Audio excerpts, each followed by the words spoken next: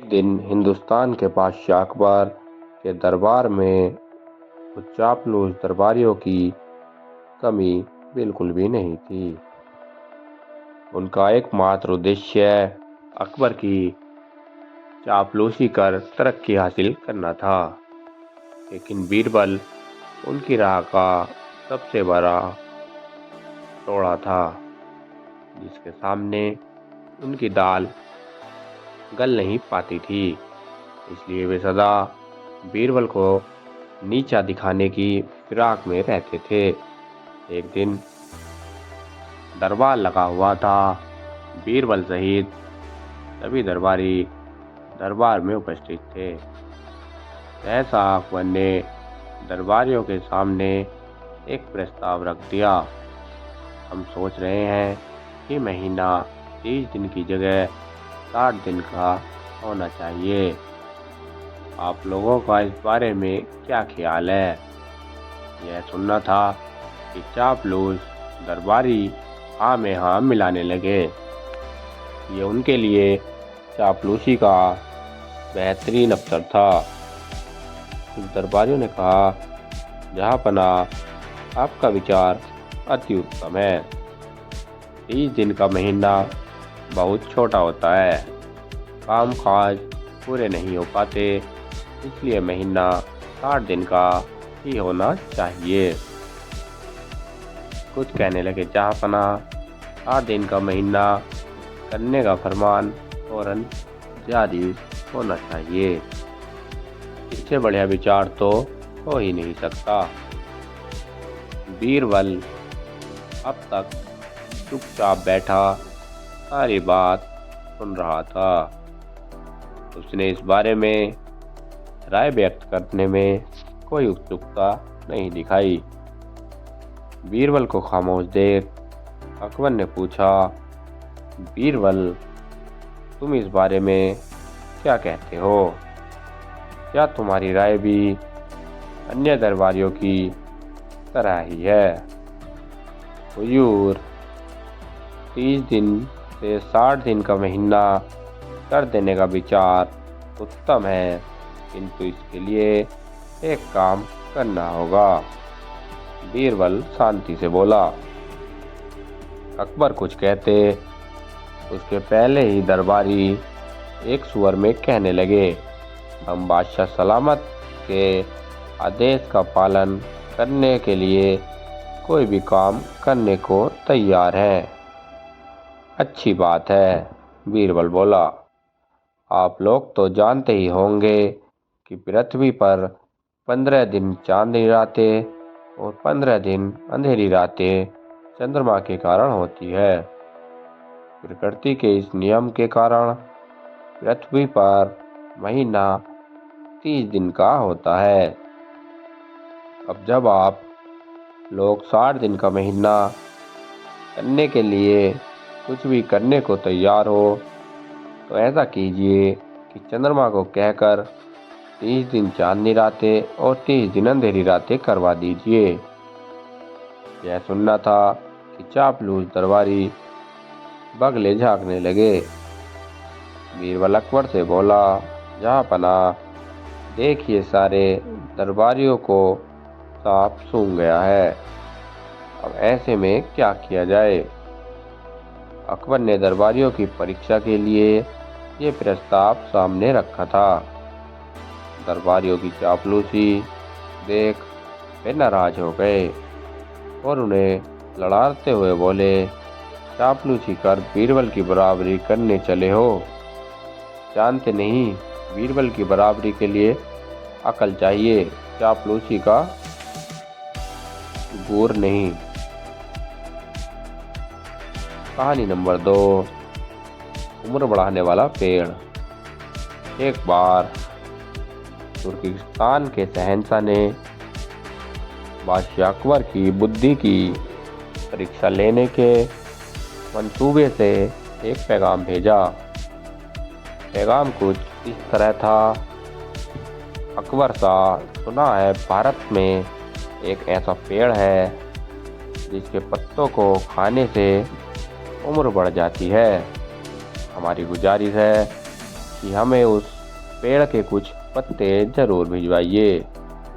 यह पैगाम लेकर तुर्किस्तान के शहंशाह का दूत और कुछ सिपाही अकबर के पास पहुंच गए थे। पैगाम पढ़कर अकबर सोच में पड़ गए। फिर उन्होंने बीरबल को बुलाकर सलाह मशवरा किया। अंत में बीरबल की सलाह मानकर अकबर ने तुर्किस्तान के आए दूत को सिपाहियों सहित एक सुदृढ़ किले में कैद करवा दिया। वहाँ उनके खाने पीने का प्रबंध किया गया। किले में बंद दूत और सिपाही चिंतित थे। उनकी समझ के बाहर था कि आखिर उनका दोस्त क्या है। कुछ दिन व्यतीत होने के उपरांत बीरबल को साथ लेकर अकबर उनसे मिलने पहुंचे। उन्हें देख दूत और सिपाहियों की उम्मीद जागी कि शायद उन्हें मुक्त करा दिया जाएगा, किंतु ऐसा कुछ नहीं हुआ। अकबर उनसे बोले, तुम्हारे शहंशाह ने हमसे जिस चीज़ की गुजारिश की है, मैं वह तभी दे पाऊंगा जब इस किले की एक दो ईंटें गिर जाएंगी। तब तक तुम लोग यहाँ कैद रहोगे। अकबर की बात सुनकर दूत और सिपाहियों की वहाँ से मुक्त होने की उम्मीद जाती रही। दिन गुजरने के साथ दूत और सिपाही की चिंता बढ़ने लगी। उन्हें अपना परिवार और अपने देश का सुखमय जीवन याद आने लगा।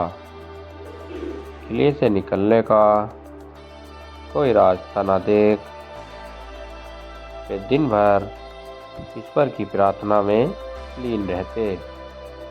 वे ईश्वर से कहते, ईश्वर हमें इस कैद से मुक्त कराइए। कब तक हम इस तरह यहाँ बंद रहेंगे? हमें अपने देश, अपने परिवार के पास जाना है। तू सर्वे सर्वा है, कुछ चमत्कार कर हमें यहाँ से बाहर निकाल। उनकी इस नृत्य प्रार्थना का असर था या प्रकृति पर उन पर मेहरबान थी। एक दिन उस क्षेत्र में जोर का भूकंप आया। भूकंप से उस सुदृढ़ किले का एक हिस्सा धराशायी हो गया। अकबर को अपनी कही बात याद आ गई। किले के धराशायी होने की सूचना मिलने पर अकबर ने दूत और सिपाहियों को आज़ाद करवाकर अपने समक्ष दरबार में हाजिर करवाया। अकबर उन्हें संबोधित करते हुए बोले, तुम्हें तुर्किस्तान के शहंशाह का वह पैगाम याद होगा जिसे लेकर तुम लोग हमारे पास आए थे। अब तो शायद तुम्हें उस पैगाम का जवाब पता चल गया होगा। यदि नहीं तो बीरबल तुम्हें उसकी व्याख्या करके देगा। अकबर के इतना कहने के बाद बीरबल अपने स्थान से उठ खड़ा हुआ और कहने लगा, बादशाह अकबर ने एक दूत होते हुए भी आप लोगों को कैद कर लिया था। कहीं ना कहीं ये एक प्रकार का जुल्म था। आप लोगों की संख्या मात्र 50 है और देखिए आपकी आज से इतना सुदृढ़ किला धराशायी हो गया। अब सोचिए, जिस देश में हजारों लोगों पर जुल्म हो रहा हो, उनकी आह का क्या असर होगा?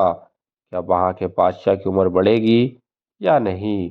इन आहों के प्रभाव से उनकी उम्र तो घटती चली जाएगी और वह देश पतन के कगार पर पहुंच जाएगा।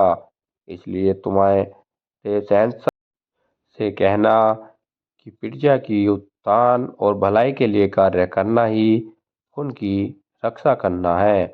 उन पर अत्याचार ना करना ही आदियु वृक्ष है, अन्य बातें मिथ्या है।